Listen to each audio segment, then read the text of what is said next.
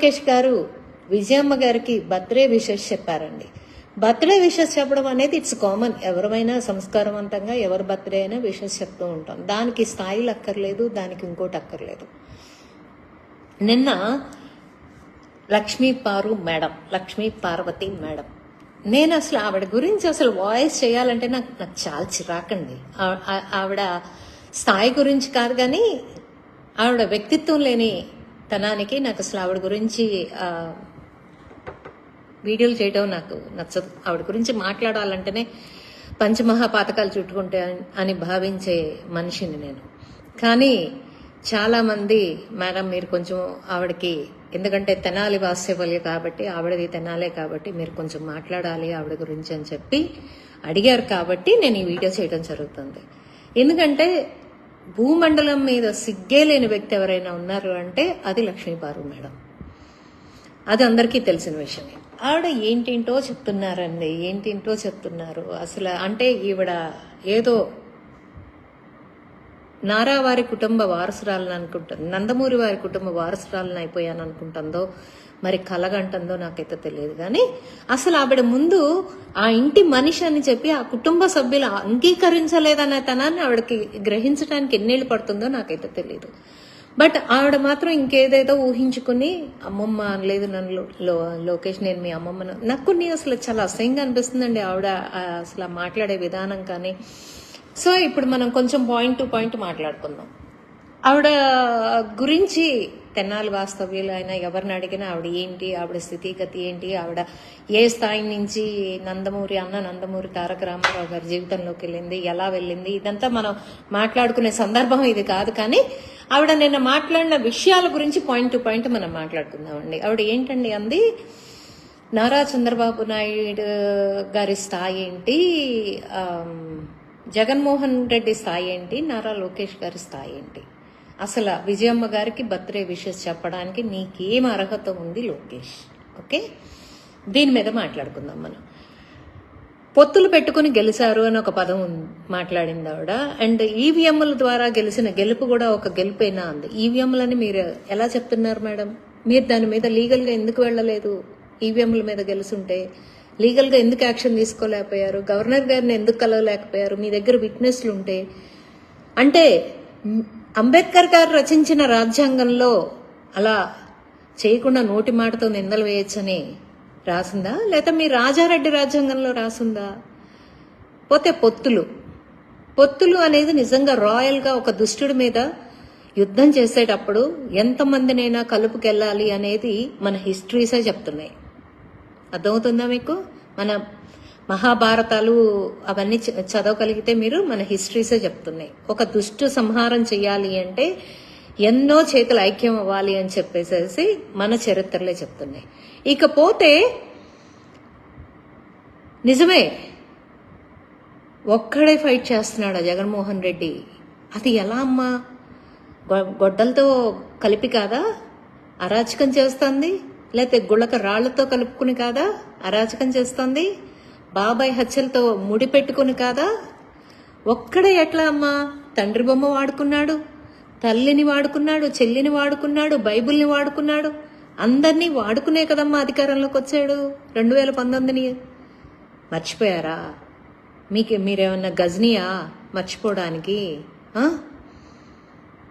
కొంచెం ఒకసారి గుర్తు చేసుకోండి ఎన్ని సావాసాలతో పెట్టుకుని వచ్చాడు అనేది. ఇకపోతే స్థాయి, లోకేష్ గారి స్థాయి జగన్మోహన్ రెడ్డి స్థాయి ఒకటి కాదు అంటున్నాం. నిజమే. ఎందుకు అంటే జగన్మోహన్ రెడ్డి లాగా ఆర్థిక నేరస్తుడు లోకేష్ గారు కాదు. లక్షల కోట్ల ఆర్థిక నేరాలు చేసిన వ్యక్తి లోకేష్ గారు కాదు. నిజమే. తన ఇంటి బ్యూటిఫికేషన్ కోసం తను ఉంటున్న ఉండవల్లి గ్రామంలో 100 ఇళ్లని తన ఇంటి బ్యూటిఫికేషన్ కోసం తోల్చిన వ్యక్తి జగన్మోహన్ రెడ్డి అయితే, అదే ఉండవల్లిలో వాళ్ళు కొన్ని సంవత్సరాల నుంచి ఉంటున్న ఇంటి స్థలాలకి శాశ్వత పట్టా ఇచ్చిన మంచి వ్యక్తిత్వం ఉన్న వ్యక్తి నారా లోకేష్ గారు. కాదంటావా చెప్పు? స్థాయి అంటే ఏంటమ్మా నీ ఉద్దేశం? అంటే ఏమి చేసైనా సరే 10 బంగళాలు సంపాదించుకుని ఆస్తులు కూడా కట్టుకుంటే స్థాయి పెరిగిపోయినట్టేనా? అసలు లోకేష్ గారి కాలి గోటిలో దుమ్ముతో అన్న సమమవుతారా జగన్మోహన్ రెడ్డి గారు? ఒక్కసారి ఆలోచించుకుని మాట్లాడాల్సిందే. వ్యక్తిత్వం లేని మనిషి తన స్వార్థం కోసం తల్లిని చెల్లిని పాదయాత్రలు చేయించి బైబిల్ని వాడుకుని తన కులాన్ని వాడుకుని అన్నిటినీ వాడుకుని రాజకీయం చేసిన వ్యక్తి జగన్మోహన్ రెడ్డి. కానీ నిజంగానే పొంతం లేదమ్మా లోకేష్కి, జగన్మోహన్ రెడ్డి గారికి. అసలు లోకేష్ గారు ఉన్నతమైన మనస్తత్వానికి మరి 3750 సార్లు కోర్టులో కేసులకి వాయిదాలు తీసుకున్న వ్యక్తి ఎవరైనా ఉన్నారు అంటే అది జగన్మోహన్ రెడ్డి. కాదంటావా? అలాంటి అవసరం నారా లోకేష్ గారికి ఎప్పుడు రాలేదమ్మా, ఎప్పుడు రాలేదు. కార్యకర్త అవసరంలో ఉన్నాడంటే పరిగెత్తుకెళ్ళి కార్యకర్తకి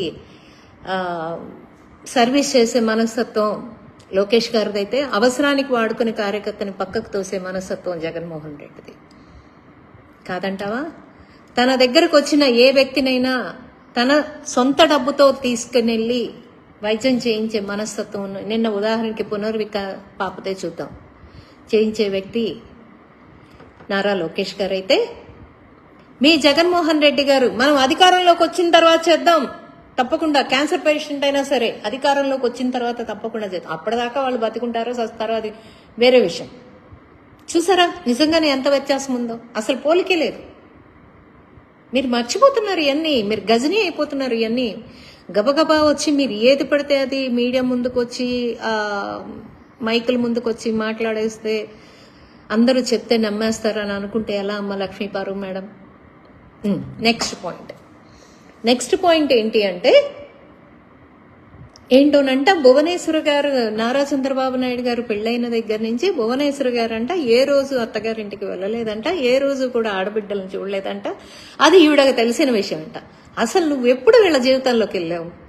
నారా చంద్రబాబు నాయుడు గారు వివాహం ఏ సంవత్సరంలో అయింది?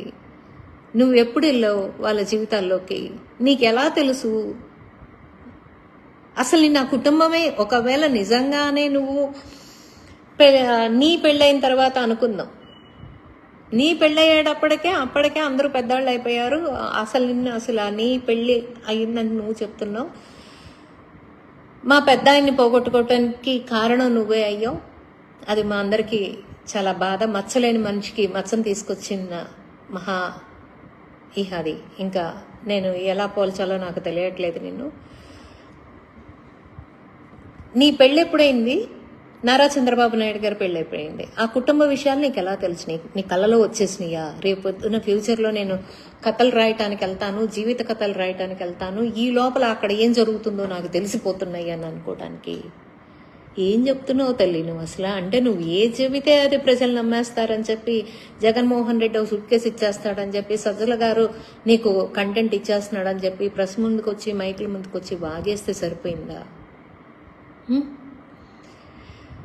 పోతే ఇంకో పాయింట్ ఏంటమ్మా, నందమూరి తారక రామారావు గారిని నువ్వు గెలిపించావు బాగా 1994లో ఐ థింక్. అసలు ఆయన రాజకీయ పతనానికి కానీ ఆయన జీవిత పతనానికి కానీ కారణం నువ్వు కాదా? మహా అద్భుతమైన వ్యక్తి అన్న నందమూరి తారక రామారావు గారు. ఆయన సంపాదించుకున్న పేరుని అన్నిటినీ అతపాతాళానికి తొక్కేసింది నువ్వు కాదా? నీ వల్ల కాదా ఆయన అపాస్పాలైపోయింది?